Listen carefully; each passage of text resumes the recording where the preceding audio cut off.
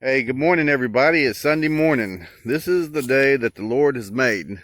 And I told y'all yesterday that I had a special guest coming on, and he was very excited to come on and help me do this episode of the Homestead DIY with L&T. Today we're going to talk about some stuff that you can utilize in the field in the southeast Texas, Louisiana part of the world. I don't know where all they are. You'll have to look them up. But here we go. This is Claybert. Hi, everybody. Everybody calls him Clay Daddy. Well, I call him Clay Daddy, and everybody else calls you Clay Bear. Clay Bear. Yeah, everybody calls him Clay Bear, but I give him the nickname Clay Daddy. And this guy here is a walking knowledge dictionary when it comes to the outdoors, guys. Maybe a little bit, not a whole lot.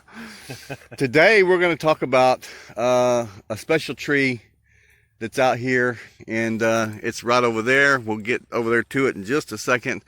But if y'all get the pen and papers handy, you can write this down. It's called the Hercules Club. There's another technical name for it. I can't remember what it is, but the other name, the Native Americans called it the Toothache Tree. And it's very much easy to identify, and we'll walk over here to it. They get pretty big. They don't get huge like a giant oak tree, but this tree is covered in these thorns. They're like rosebush thorns. You can see it up close there. And it goes all the way down, and as the stalk gets bigger, the base of the tree gets bigger, the tree will knot around the thorns. And if you get a hold of this, it is extremely painful.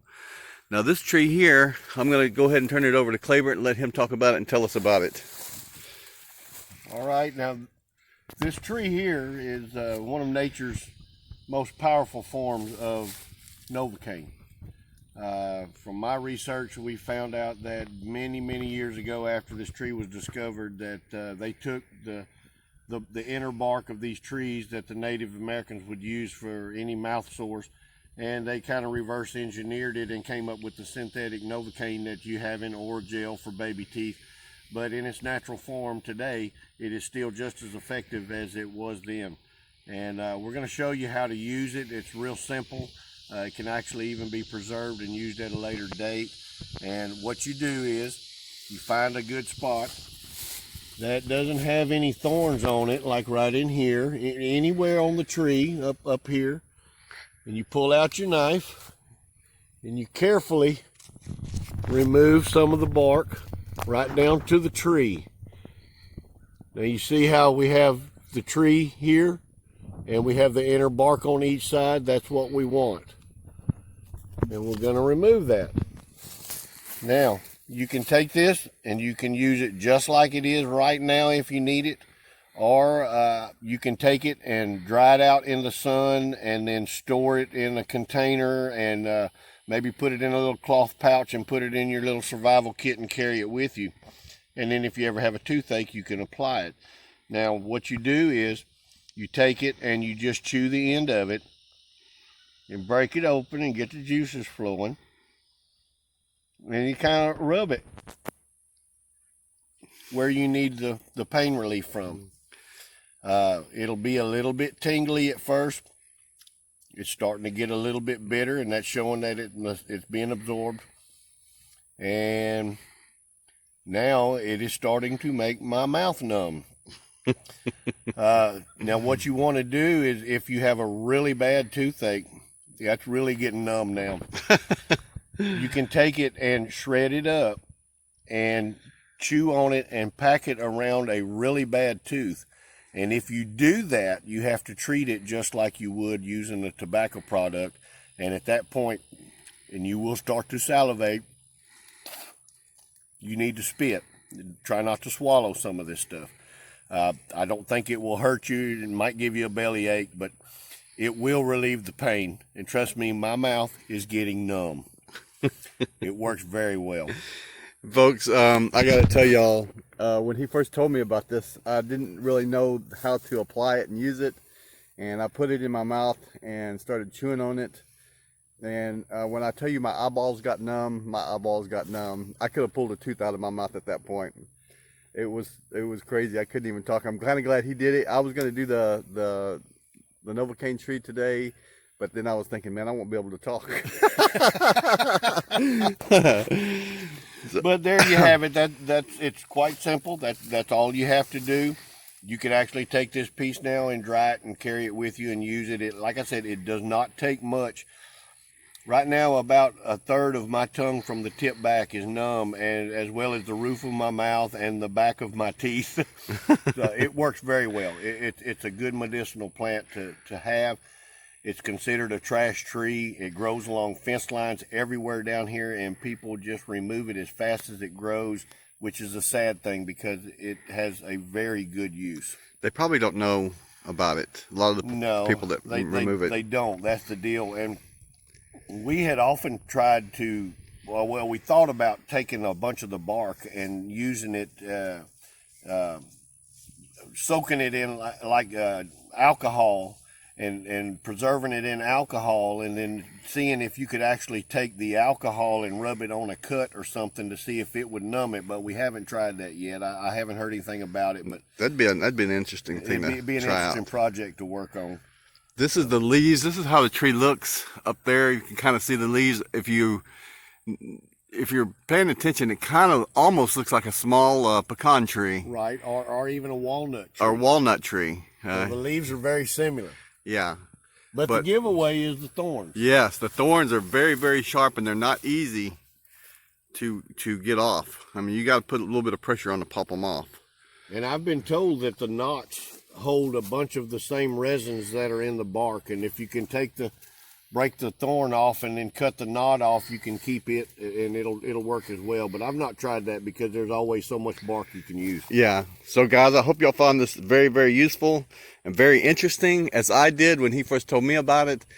And put in the comments what y'all think, and if y'all live in the southeast Texas, Louisiana part, and maybe this stuff grows in different parts of the United States or different parts of the country. If y'all have seen this tree, let us know.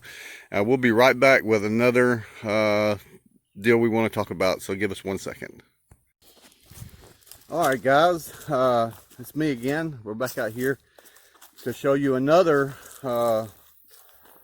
part of nature that is very useful in survival situations.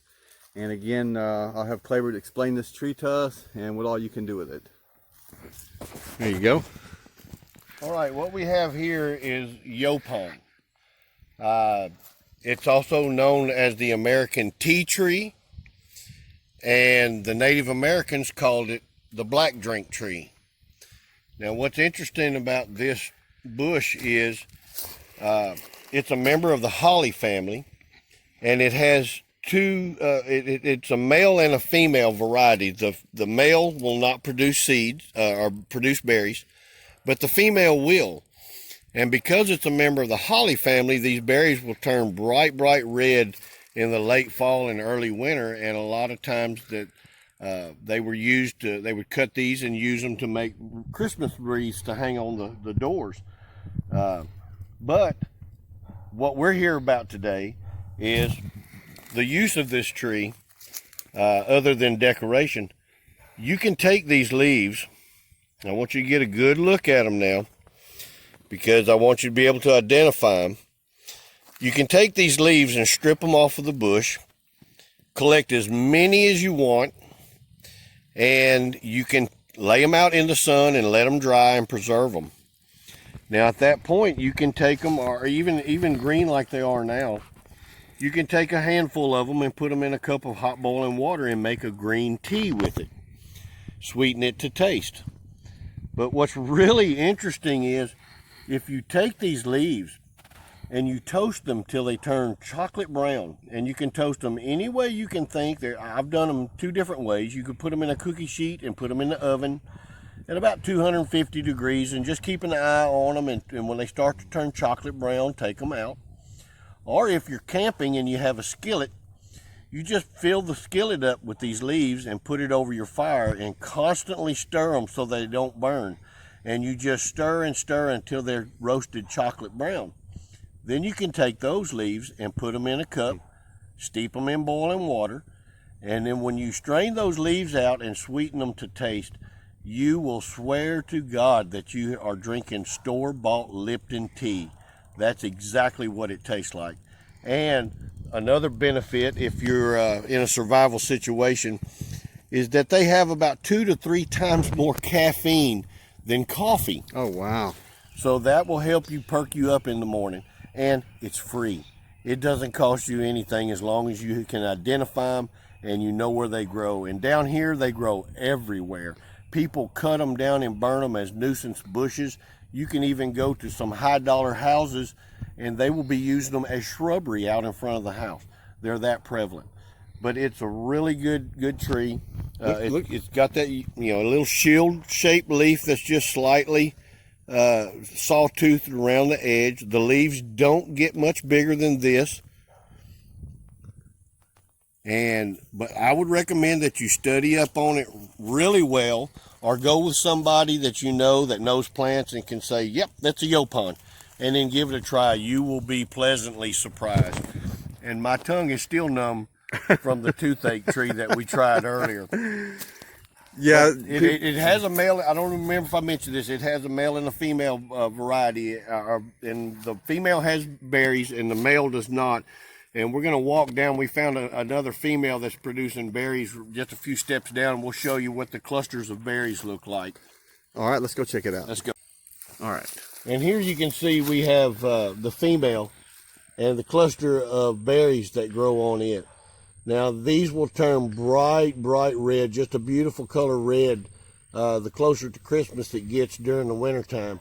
And that's why they were used as Christmas decorations for making wreaths and stuff around that time, because it is the holly, member of the holly family, and it does just what holly do. It makes the red berries. Now, is there any difference in cooking the leaves and making tea out of this, the female and the male, or is it exactly the same? No, they're exactly the same. The only difference between the two is one makes berries, the other one does not. I gotcha. Okay. All right, guys. Y'all let me know what y'all talk about. What y'all think about this video, and if y'all want us to do more of them. There's lots of stuff that we can cover just in Southeast Texas. Also, like he said earlier, please do your research. Don't get into something that's going to make you sick or even put you in the ground. Make sure you do your research on everything that you do. Some of this stuff might grow in your area and some of it might not. But this is Les, and this is the Homestead DIY with L&T. Tell your loved ones you love them, because you never know what tomorrow brings. And thank you so much. And this is Clay Daddy. And we wanted to thank him very much for his great knowledge and stuff. Well, you're quite welcome. And hopefully we'll have him again on the show. We got so much to talk about with him and his knowledge. Tell everybody what movie you were in. Oh, that's really not a big thing. I was in the 2003 episode, or movie of the Alamo. Yeah. They hired me to train everybody to use the flintlock muskets, which I've been doing for about 40 years. So then from that point on, they hired me as an extra to go in and make sure everybody was safe using the guns to film the movie. Great, man. All right, guys, great video. Y'all have a good one. God bless y'all. See y'all later.